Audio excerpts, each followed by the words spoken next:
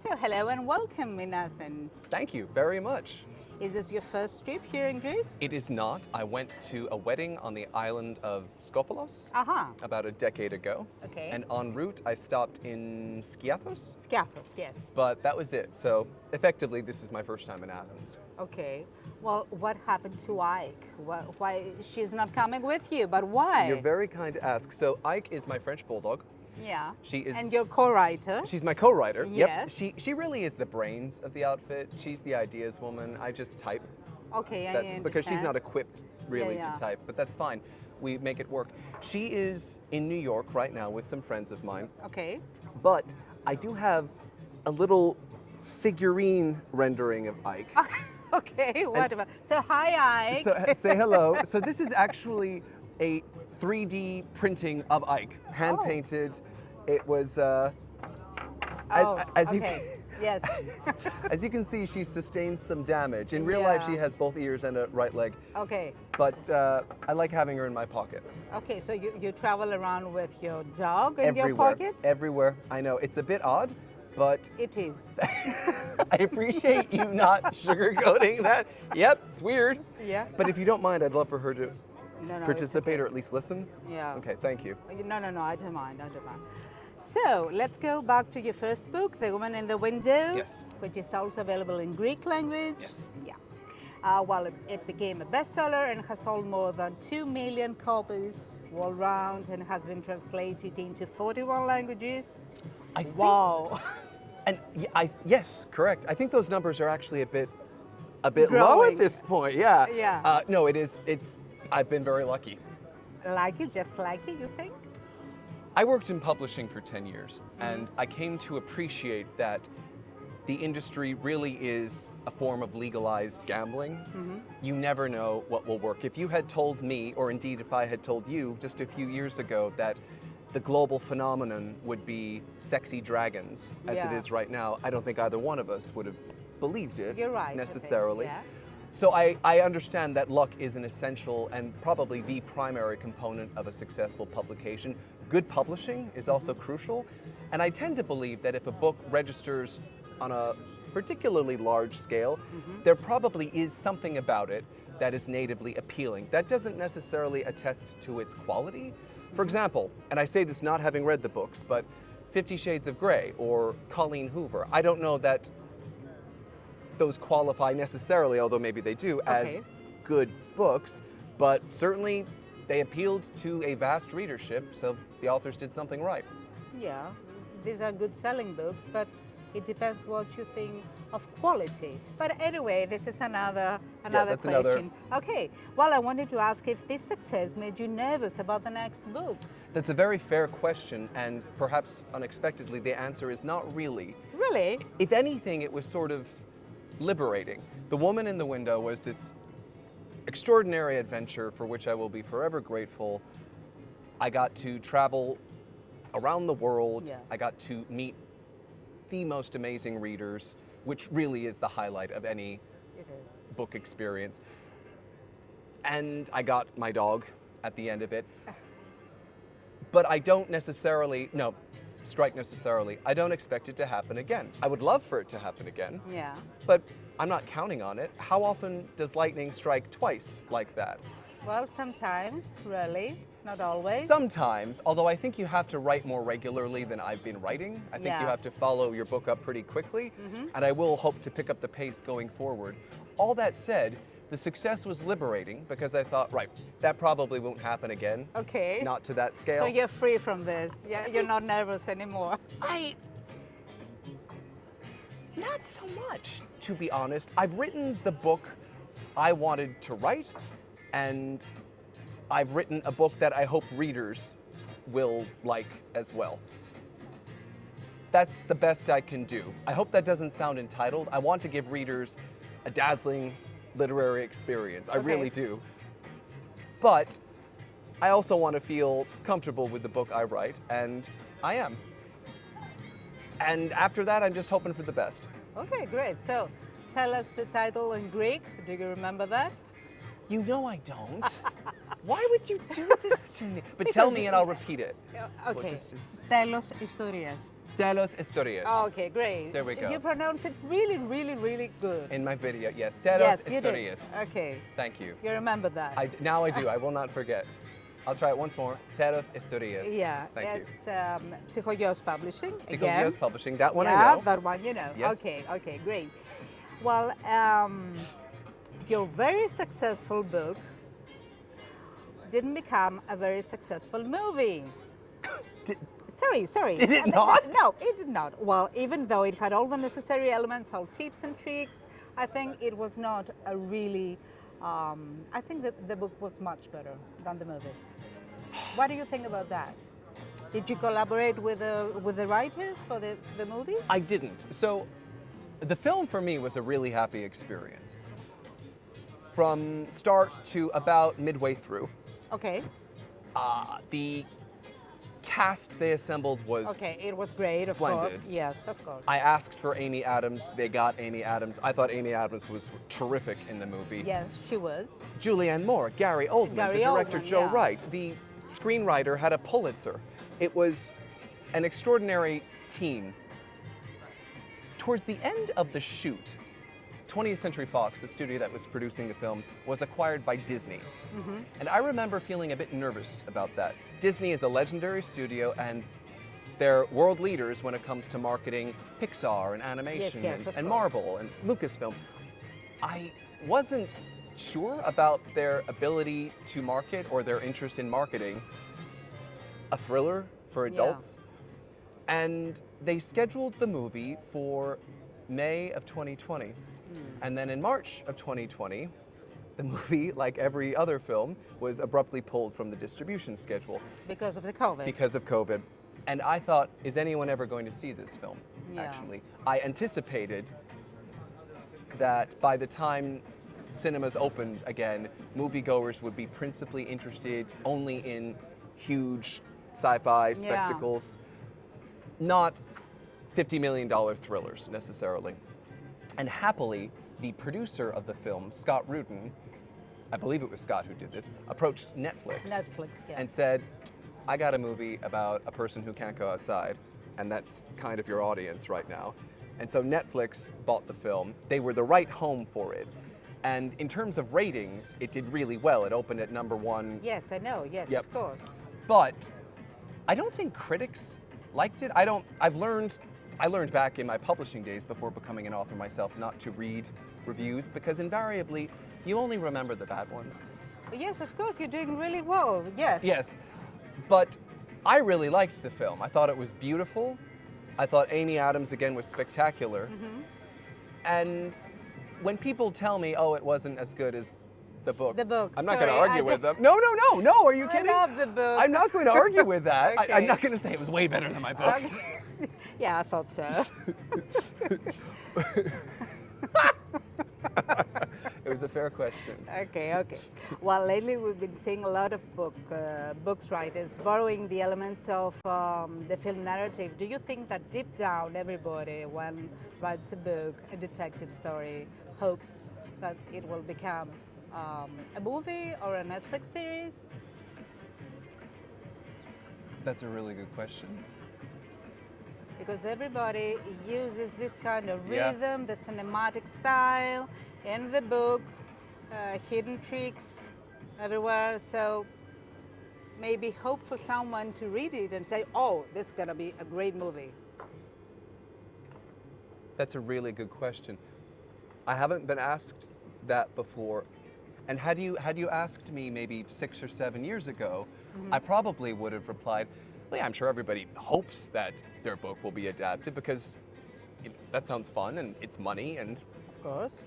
but 6 or 7 years on, when we have weaned ourselves on streaming content, and it is so accessible, and where once upon a time we might have read a book, we are now watching a police procedural on Netflix, I think it probably has that form, the TV or film thriller or police procedural, has infiltrated how we think and shaped how we think so that the content we ourselves are creating, this is an incredibly wordy answer, but the content that we ourselves are creating It's it probably, might have, yeah, I think you're this absolutely touch. onto something. Yeah. And it is the case when writing End of Story. I thought, all right, well, if this one makes it to the screen, I see it as a series, as a limited series, not as a film. Yeah. Yes, I think you're completely correct, and it's intriguing, but also a little unsettling to consider the extent to which a visual medium might be influencing a written medium. Or maybe communicate both. That's a better way to put it, Yeah, communicating. to That's a better way to yeah. put it, yeah. Okay. That's really interesting. Okay, thank you. No, good question. Oh, I didn't ask you in the first place, how do you prefer to be called, Mr. Daniel Mallory or Mr. Finn? I answer to literally anything. Whenever I do, like, try me. Okay. Whenever I do a professional event, Yeah. we always start with AJ Finn, just Okay. at least one, mention, because Yeah. that's how I'm built. But after that, I'm comfortable with Anything. Dan. Wow, a Finn as a Huckleberry Finn or what Finn? It What is- kinds of Finn? That is a fair question as well. No, Finn is a surname I selected. It's your pen name. It's just my your- pen name. yeah. Yes, AJ Finn is my pen name. I chose a pen name because at the time I wrote The Woman in the Window, I was working in publishing.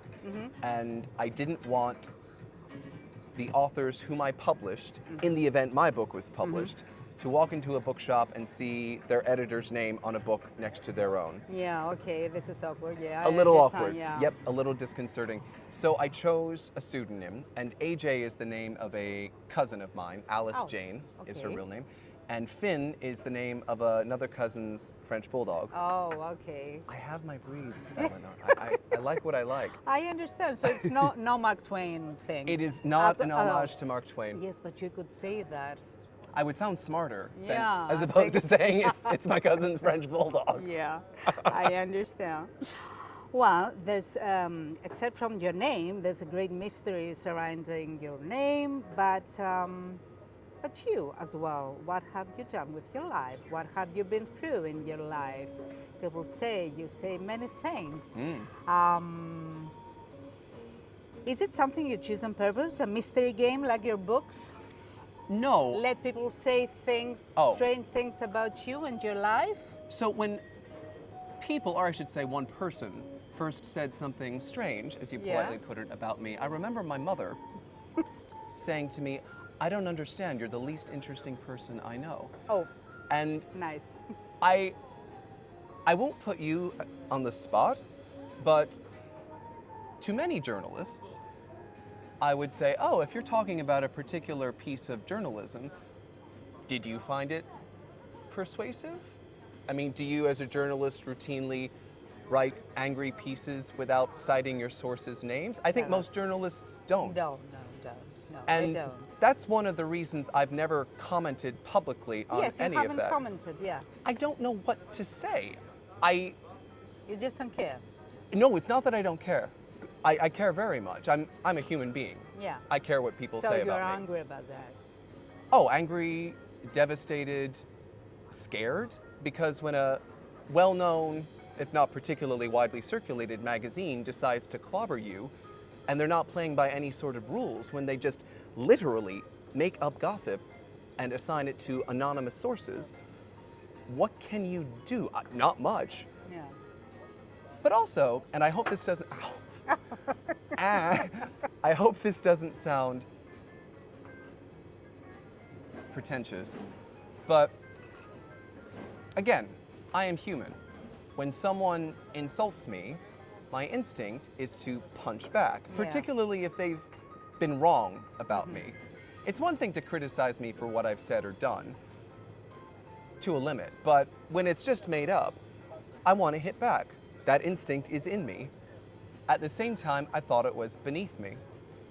Somebody said to me, to respond to attacks, really, really disproportionately hostile attacks out of nowhere, is like responding to graffiti on a toilet stall wall. It just felt beneath me. Yeah. And that's pretty much all I say about it. I don't want to reward anyone with attention. Yes, I actually felt very grateful for the support I've received. Yeah. And You're really supportive. And the last point I would make about this is that, and it's something I've never understood. It was distressing, I will say, to watch journalists fall in line, because I think a lot of them worship that particular publication. None of them contacted me. But to each of them, I would like to say, my own employer of 5 years bought my books. You'd think if I were remotely problematic, they would be the first people to know and the last people to buy my book.